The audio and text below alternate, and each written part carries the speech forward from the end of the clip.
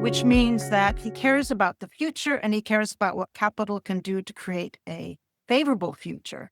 And he works at the intersection of business and humanity. I know that he loves stories of purpose and impact, and perhaps he'd be able to share one or two of those very briefly with us.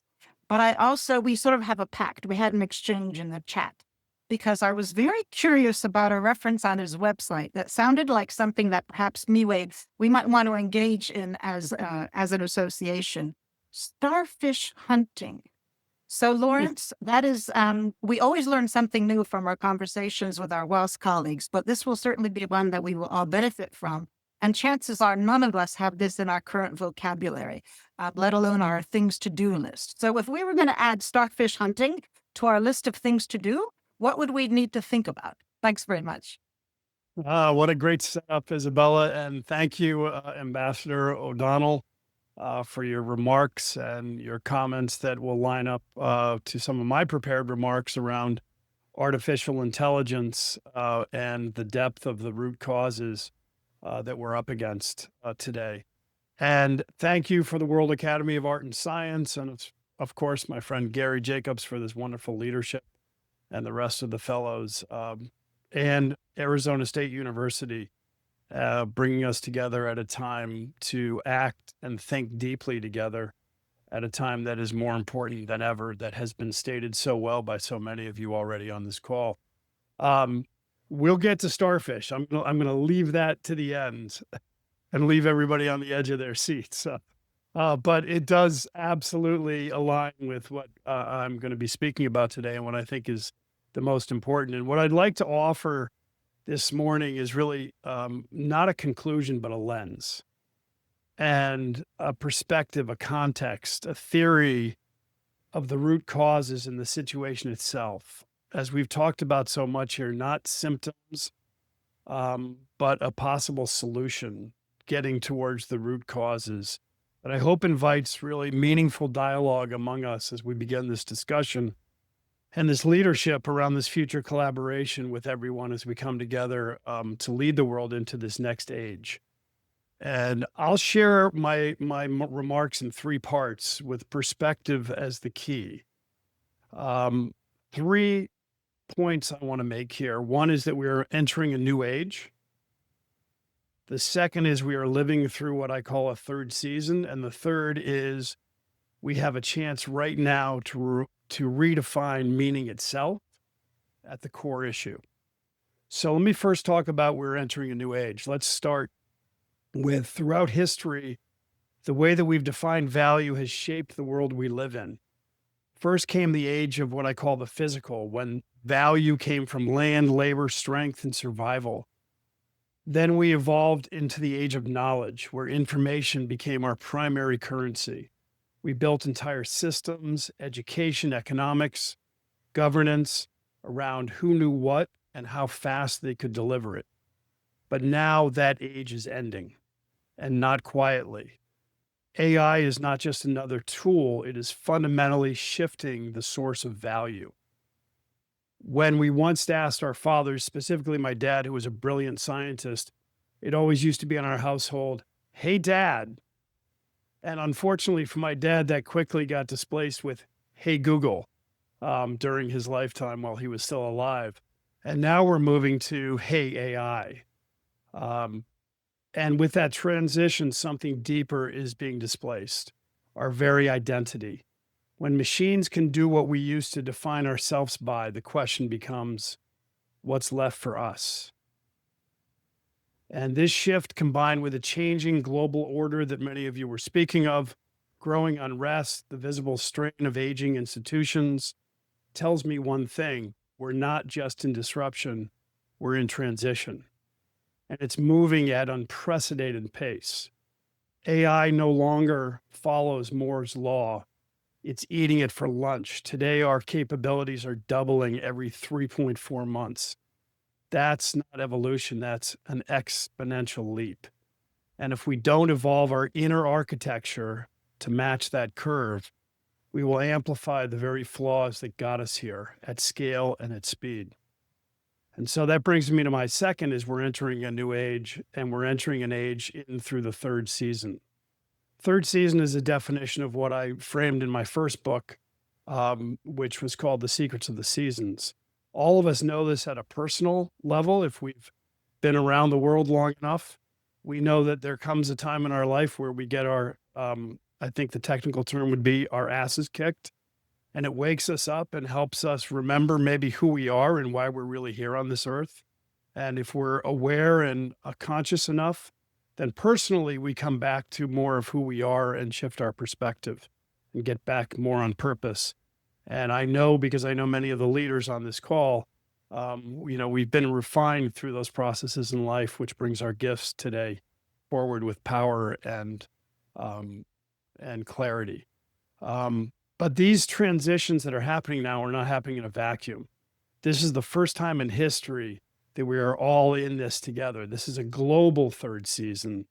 And COVID was just a warm up as well as an example of how we are all in this together in our beautiful planet. What we do in this age decides the future like never before. Every age ends with turbulence. We know that through history.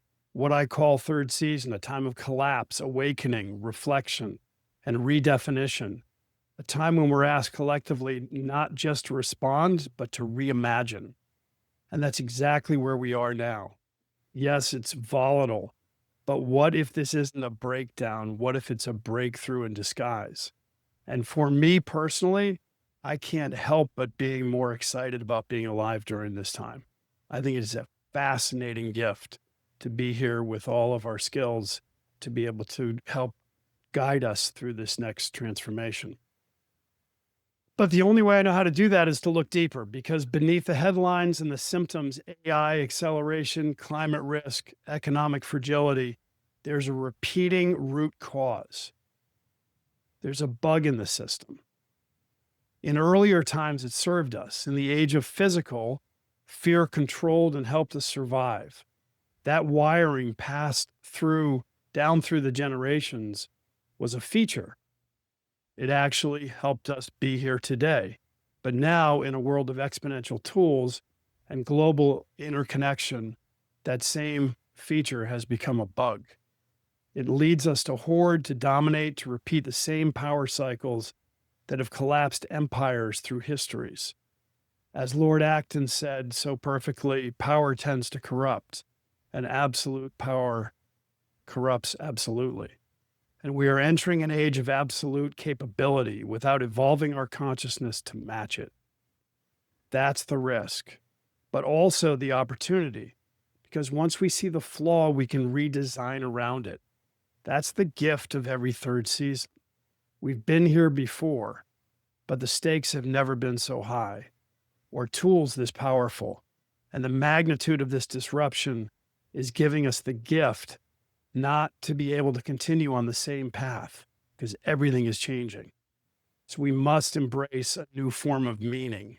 And that's what I'm proposing here today. Because while we may carry a bug in our system, we also carry a profound gift.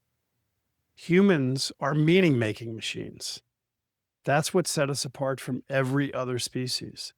It's what allowed us to create shared myths, systems, science, language, and religion, and economies. It's the reason we got this far. And now it may be the reason we move forward. Because if meaning is what shaped us, then perhaps meaning is what can reshape our systems.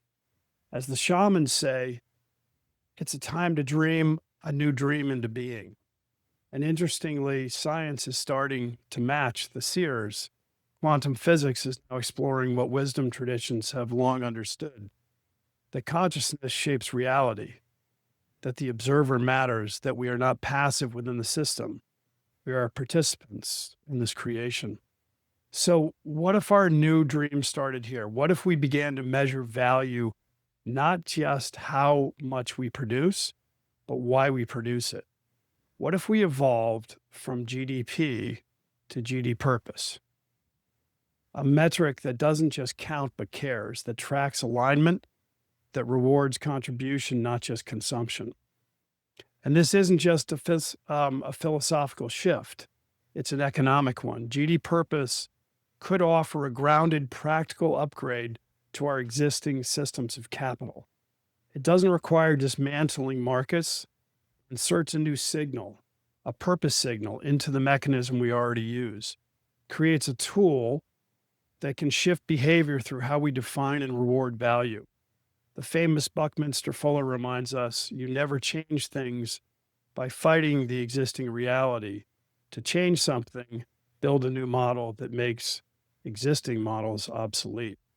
So GD Purpose is not escape from capitalism, it's a lever within it. Designing a tool, its use changes the consciousness by itself. In closing, I'll share these ideas with hope and come back to the starfish, Isabella. So, what if we greeted each other as beings who had purposeful, beautiful gifts, that we are all here for a reason? And we know that when people that we know are living on purpose, they have inner peace. And when more of us do it, we move towards world peace. And what if we went starfish hunting and we went out and actually looked for those people who were living their genius and had the solutions in the world? Because we know they're there, they just need to be discovered, empowered, and amplified. And so, Isabella, to answer your question, at the foundation, that's what we do is we go starfish hunting and we highlight the beautiful people in the world who are living their purpose and have the world's solutions so they can be empowered not only through capital, but also through collaboration, which is something that the world is calling us towards today.